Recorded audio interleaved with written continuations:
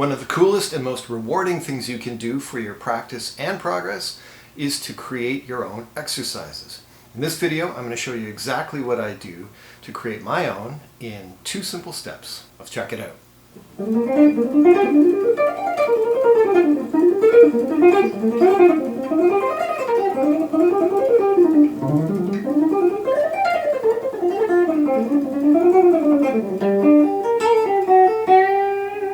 The first thing that I do in creating an exercise or an etude is decide upon what the focus of the exercise will be. Generally speaking, this could be a technique that you want to get better at, or it could be a melodic or harmonic concept like a particular scale or arpeggio sequence or something like that that you want to make the focus of your exercise. Step 2 is to decide on a chord progression to base the exercise on. A lot of guitar exercises are not technically based on any particular harmonic structure. Those tend to be the ones that are perhaps really helpful, but maybe not as interesting. So you have to be a little more diligent to stick with it. I find that if you have an interesting chord progression built into it, it's more musically pleasing to listen to, and therefore you're more likely to kind of stick with it. So as mentioned in the intro, the first step for me is to decide upon a central focus for this exercise. And to be honest, it could be almost anything. But what I would implore you to do is to make it very specific. In this case, the exercise that you just saw and heard is alternate picking, which you know is down, up, consistently all the way across. I also threw in an extra technical challenge, I suppose, for myself here by including pretty significant position changes. Okay, so alternate picking and position changes are my central focus for this exercise. Those 2 elements are exactly what I've designed this exercise to address. The second element of creating these kind of etudes or exercises for me comes down to harmonic structure or a chord progression to kind of tie everything together and make it actually sound musical. As you know, if you've played any number of guitar exercises out there, a lot of them might be effective, but they might not sound all that cool or all that interesting. And chances are it's because they're not necessarily based on any sort of pleasant chord relationship. So the concept for the exercise you just heard is it was based around a chord progression that goes G minor, E flat major, C minor, F major, D major, and then back again.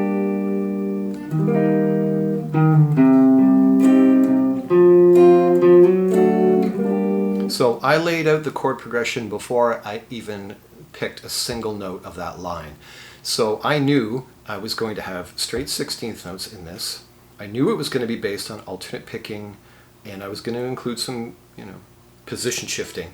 But the harmonic aspect of it was going to be driven by that chord progression. Now, to keep this video fairly brief, I'm not going to literally demonstrate every little aspect of this chord progression and in terms of its relation to the lines, but I am going to pick a few highlights for you and demonstrate exactly what goes through my head when I'm coming up with these.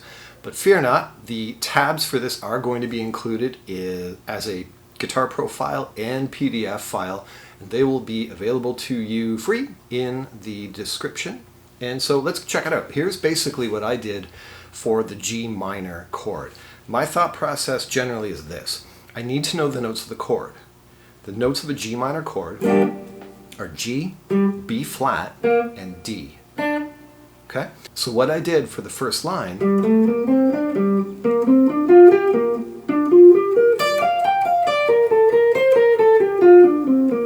the majority of what I played there was based on me finding those notes, the G, B flat, and D. And for the first group of notes here, I found them right here. G, I put B flat here, and I put D here. And I structured a 6-note grouping around that. So you'll notice I played G, I used A to get to B flat, I used C to get to D, and right there, I've already completed all 3 of my chord tones. So even if you just hear it as a single note line with no harmony underneath, no chords,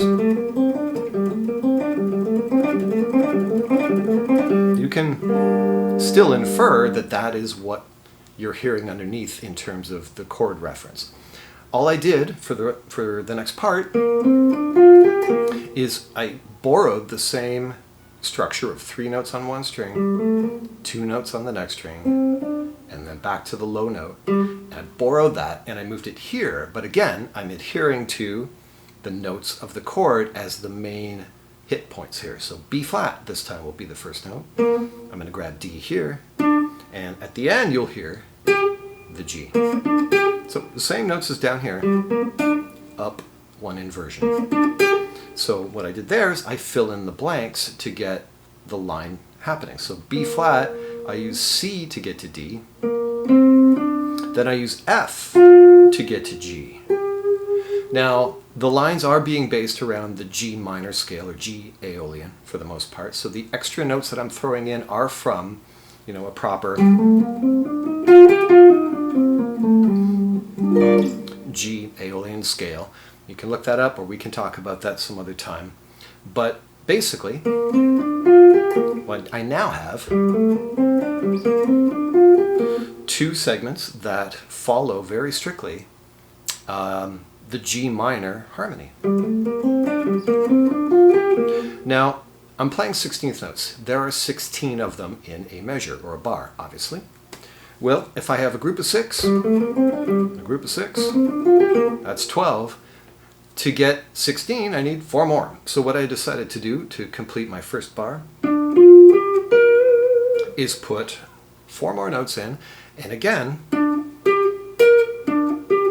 the skeletal outline of this part is in fact a G minor arpeggio. We've got the D, which is the 5th of the chord. There's G, the root, and B flat. And I use F to get to the G. If you're a harmony and theory nerd, you're going to know that an F is the flat 7 of G, so therefore the harmony could be thought of as a G minor 7. I don't really want to dip into that too much here. This is more about getting the basics. So bar 1. Now, in the layout of the exercise, I have 2 bars for each chord, for the most part. And so bar 2 for G minor. The interesting thing about this line, you remember how we did 6, 6, 4 to get a bar. I'm doing the same thing here, but I'm kind of going the other way. 6 notes, 6 notes, 4 notes.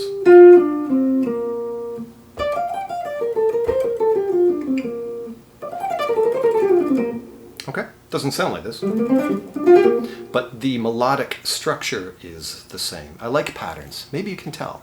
There you go, and there's bar 2. Now, the harmony, right there. G minor, I'm using G, D, B flat, another G, another D, and another B flat to structure this line. You can tell I use those first 3 notes, G, D, and B flat here. For this part, these 2 are my B flat and my G. I'm using A and C to kind of get in between them to create another group of 6. Now I got 4 notes left again. F, again, if you want, you could think of it as the flat 7, insinuating a G minor 7 chord, or if you don't care about that, think of it as a scale tone that I've added. But the 2 main triad tones are the D and the B flat again, with C in between to get me there. As I mentioned, to save time, I'm not going to go through every single phase of this and break it down. The tabs are available to you again in the description for free. Check them out. But I do want to give you the ending. I just showed you the very first 2 bars for G minor, but I want to now show you what I'm doing for the last bar, which is over the D chord. First of all, the D chord is the 5 chord of G minor, and due to its nature is actually quite volatile. You can get away with adding some pretty crazy stuff in there in terms of note choice and that kind of thing, because the 5 chord is so tense and anticipatory, if that's a word, I think it is, that it screams to resolve to the 1 chord, whether it's 5 to 1 major or 5 to 1 minor, like we have here. It's so volatile, you can get away with stuff. Now, what I mean by that, in this line, you'll see I'm using a fair amount of chromaticism, or filling in the blanks in between scale tones. I'm playing, accidentals and passing tones.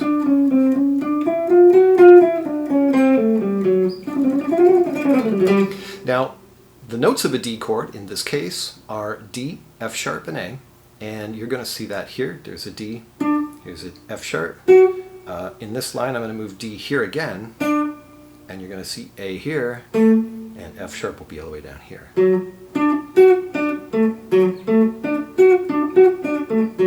I'm connecting all of this via passing tones. So I'm going to go, by the way, this note C is the 7, or the flat 7 of D, and that could be thought of as a dominant 7 chord, insinuation here. So with the root D and the 7 here, I'm using C sharp as my gopher in between.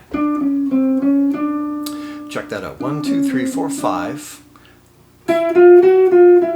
I'm using another group of 5 to target the F sharp, which is the 3rd of the chord. This group descended and then ascended.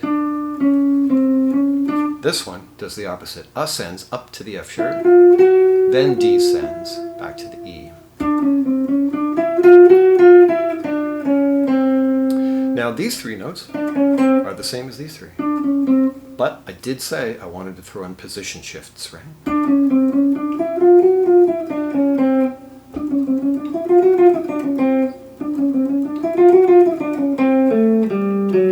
And there's my ending. A, chord tone. G, scale tone. F sharp, chord tone.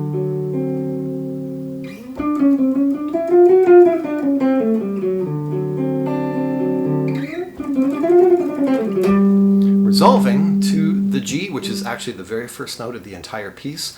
That is deliberate. I want the beginning note to be very close to the ending note so that I can choose to either end it right there, or I could continue this whole thing and loop it. I can loop the entire exercise, which is the case here. If I start here,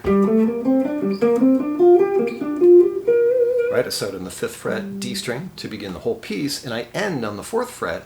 Well, I don't have very far to go to keep this thing going without too many crazy jumps.